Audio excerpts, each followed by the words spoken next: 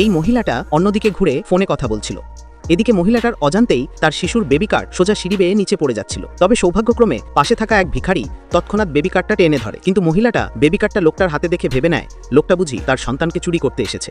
লোকটা তাকে বোঝানোর চেষ্টা করে সে বাচ্চা চুরি করেনি, কিন্তু কোনো লাভ হয় না। মহিলাটা তার স্বামীকে ডেকে আনে এবং তার স্বামী এসে লোকটাকে মারার ও সিঁড়ি থেকে ফেলে দেওয়ার চেষ্টা করলে তখনই সেখানে এক পুলিশ অফিসার চলে আসে এবং পুলিশ অফিসার স্বামী স্ত্রীর কাছে সব ঘটনা জানতে চায়।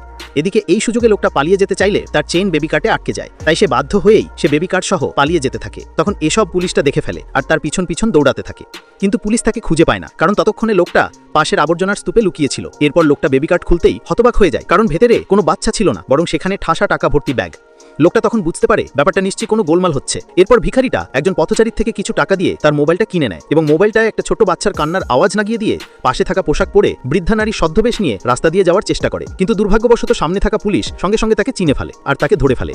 তখন জিনিসপত্র অক্ষত আছে দেখে স্বামী স্ত্রী স্বস্তির নিঃশ্বাস ফেলে, এই ভেবে যে তাদের জিনিসপত্র অক্ষত আছে। ঠিক তখনই হঠাৎ শিশুর কান্না ভেসে এলো, তাই পুলিশ তখন এগিয়ে গিয়ে বেবি কার্ড খুলে দেখে ভেতরে কোনো শিশু নেই, বরং শিশুর জায়গায় সেখানে গাদা গাদা নগদ টাকা। আর এই টাকাগুলো অবৈধ টাকা হওয়ার কারণে পুলিশ অফিসার তাদের দুইজনকে ধরে নিয়ে